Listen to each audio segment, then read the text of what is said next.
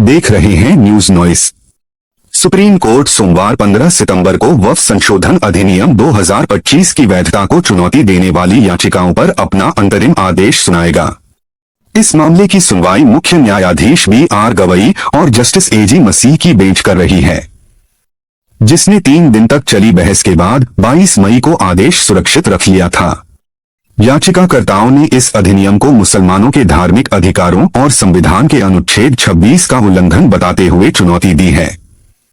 आपको बता दें कि अनुच्छेद 26 कहता है कि हर धर्म के लोगों को अपने धार्मिक कामकाज खुद मैनेज करने का हक है। वहीं केंद्र सरकार का कहना है कि यह कानून पारदर्शिता और जवाबदेही सुनिश्चित करने के लिए आवश्यक है। याचिकाकर्ताओं का मुख्य तर्क वबा यूजर प्रावधान को हटाने से जुड़ा है। इस प्रावधान के तहत यदि कोई संपत्ति लंबे समय तक मस्जिद, कब्रिस्तान या मदरसा जैसी धार्मिक गतिविधियों में इस्तेमाल होती रही है तो बिना किसी औपचारिक घोषणा के भी उसे वक्फ माना जाता था, लेकिन 2025 के संशोधन ने इसे हटा दिया। याचिकाकर्ताओं का कहना है कि इससे कई ऐतिहासिक वक्फ संपत्तियों का अस्तित्व खतरे में पड़ जाएगा। हिंदुस्तान का वो तबका जो इन मसाजिद के औकाफ को हड़प करना चाहता है, कहता है अगर किसी वक्फ जमीन या मस्जिद या किसी भी चीज के कागजात वक्फ के नहीं आए उसको वक्फ नहीं माना जाएगा। कौन 500 साल पुराने कागजात ला करके पेश कर देगा? कानून ये था कि जो मस्जिद बनी है, जो वक्फ पर बनती है वो वक्फ है। आपको क्या दर्द है? क्या आप उस औकाफ को वक्फ को खत्म करते हैं? इसका मतलब है मुसलमानों की जमीन को हड़प करना चाहते हो, हराम खाना चाहते हो, इसलिए उन औकाफ को हड़प करना चाहते हो। हम इसको कबूल नहीं करते। औकाफ हमारे आबा और अजदाद के किए हुए हैं, औकाफ अल्लाह की मिल्कियत में दिए हुए हैं, मस्जिदें बनी हुई हैं, आप उनकी हिफाजत कीजिए। इसलिए कि हम इस मुल्क के रहने वाले हैं, हम बाहर से आए हुए नहीं हैं। अगर हिंदू गुजर है मुसलमान भी गुजर है, अगर हिंदू जाट है मुसलमान भी जाट है, अगर हिंदू राजपूत है मुसलमान भी राजपूत है।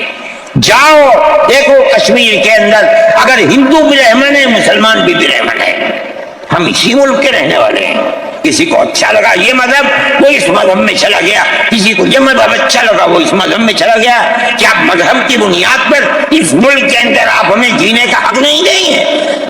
वरिष्ठ अधिवक्ता कपिल सिब्बल ने तर्क दिया कि सरकार 1954 से वक्फ संपत्तियों का सर्वेक्षण करने में विफल रही है और अब उसकी इस नाकामी का बोझ मुसलमानों पर डाला जा रहा है।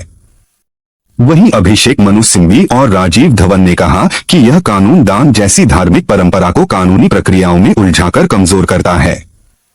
दूसरी ओर केंद्र सरकार ने इस अधिनियम का बचाव करते हुए कहा कि वक्फ इस्लामी अवधारणा है और इसलिए 2023 में किसी भी व्यक्ति को वक्फ बनाने की अनुमति देना गलत था। सॉलिसिटर जनरल तुषार मेहता ने अदालत को बताया कि देश में वक्फ संपत्तियों के नाम पर बड़े पैमाने पर दुरुपयोग हुआ है। अधिनियम के अन्य विवादित प्रावधानों में यह शर्त भी शामिल है कि केवल वही व्यक्ति वक्फ बना सकता है जो कम से कम 5 वर्षों से धार्मिक रूप से सक्रिय मुस्लिम हो। इसके अलावा सभी वक्फ संपत्तियों को 6 महीने के भीतर उम्मीद डिजिटल पोर्टल पर पंजीकृत करना अनिवार्य किया गया है। इस कानून को संसद में बेहद मामूली अंतर से पारित किया गया था। वक्फ संशोधन अधिनियम 2025 को संसद ने वोटिंग के बाद मंजूरी दी, जिसमें लोकसभा में 288 सांसदों ने पक्ष में और 232 ने विरोध में वोट डाला, जबकि राज्यसभा में 128 वोट पक्ष में और 95 विरोध में पड़े। संसद से पास होने के बाद यह बिल राष्ट्रपति के पास गया और उनकी मंजूरी मिलने पर 5 अप्रैल 2025 को अधिसूचित कर दिया गया। इसका मतलब है कि उस तारीख से यह संशोधन आधिकारिक रूप से कानून बन गया और पूरे देश में लागू हो गया। इसी बीच अप्रैल में पूर्व मुख्य न्यायाधीश संजीव खन्ना की बेंच ने कुछ प्रावधानों पर आपत्ति जताई थी, जिसके बाद केंद्र ने सुप्रीम कोर्ट को आश्वासन दिया कि जब तक मामला लंबित है तब तक गैर मुसलमानों को वक्फ बोर्ड या केंद्रीय वक्फ परिषद में नियुक्त नहीं किया जाएगा और किसी भी वक्त की स्थिति या चरित्र में कोई बदलाव नहीं किया जाएगा। इस अधिनियम को चुनौती देने वालों में कई राजनीतिक दल, नेता और संगठन शामिल हैं। याचिकाकर्ताओं में सांसद असदुद्दीन ओवैसी, आप विधायक अमानतुल्लाह खान, जमीयत उलेमा हिंद के मौलाना Arshad Madani, All India Muslim Personal Law Board, Indian Union Muslim League, TMC सांसद महवा मोइत्रा, आरजेडी सांसद मनोज झा, सपा सांसद जिया उर रहमान, डीएमके, सीपीआई और कई अन्य शामिल हैं। अब सबकी निगाहें सुप्रीम कोर्ट के सोमवार के आदेश पर टिकी हैं। अगर अदालत विवादित प्रावधानों पर अंतरिम रोक लगाती है तो वक्फ संपत्तियों का डिजिटल पंजीकरण और अन्य नई व्यवस्थाएं ठप हो जाएंगी।